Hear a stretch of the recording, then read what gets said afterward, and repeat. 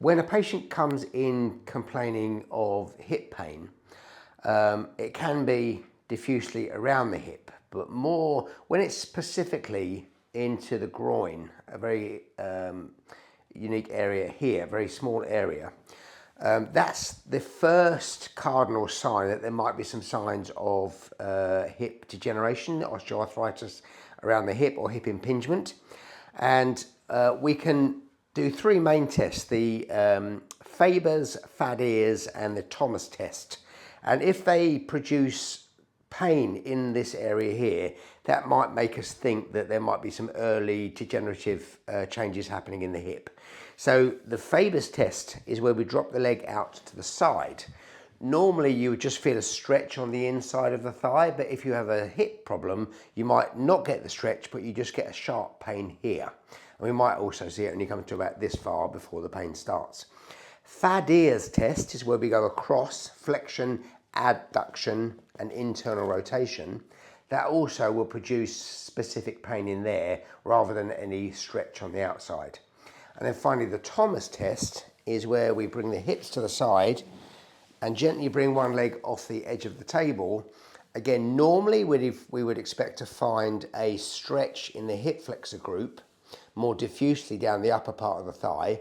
But again, if we use the Thomas test to look at degenerative hip, again, it will produce a specific pain in around this area here. So those are the three main tests that we can do to see if the hip needs a bit of attention. And back to middle. And if it does, we can compare one side with the other. So if you could just drop the legs out to the side for me, Joe. On the affected side, we might find that that doesn't go anything like as far out as the non-affected side from there. Okay. We can differentially diagnose and say, pull your knee towards your chest for me. If that produces the pain, then we're not looking at hip degeneration. We're looking at more of a soft tissue type thing, such as bursitis or a hip flexor tendon strain. But if it is purely in the joint itself, Joe bringing her knee up towards her against there wouldn't produce any pain at all. Okay, so what do we do to mobilise the hip?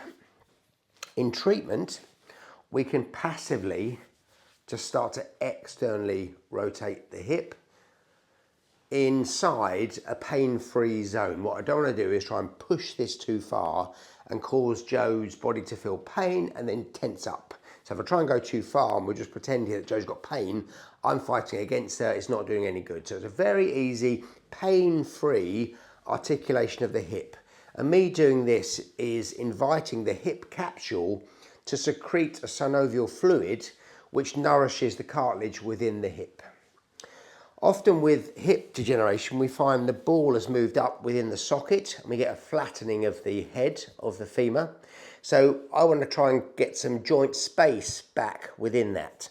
To do that, I'm going to sit on Joe's foot and then just gently encourage a little bit of traction through the hip.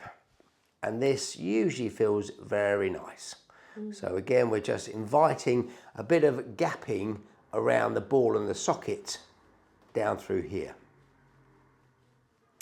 And we can take this one step further by using a traction strap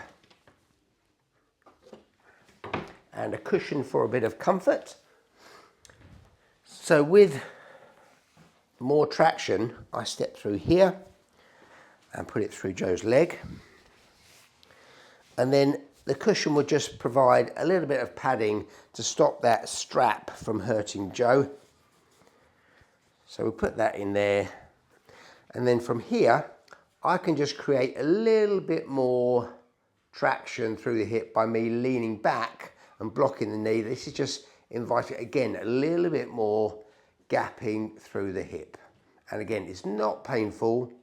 It's just a nice way of inviting some space back into the hip that has been lost. Okay, then further articulation techniques. Can you lie onto your side for me, Joe? Face this way.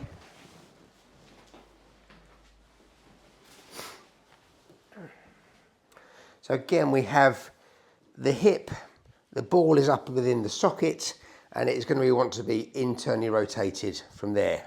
We want to encourage some movement in the other way from there.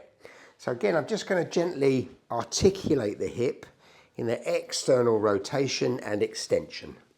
So once again, aggravating factors, flexion and internal rotation. Helping factors are extension and external rotation. So I'm just encouraging this movement here. Again, the synovial fluid swilling around in the joint, nourishing the cartilage. And then we can ask Joe to push me away using the back muscles of the leg to gently open up the front. So again, push me away.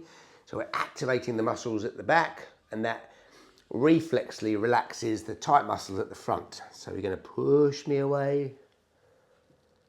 Good. And then we can do some more articulation. I like to call this the Hawaii 5-0. So we gently bring the leg forward and then come back out to open up. Da, da, da, da, da. The Hawaii 5-0. And more just gentle extension of the hip. Super. Can you turn onto your tummy for me, please, Joe?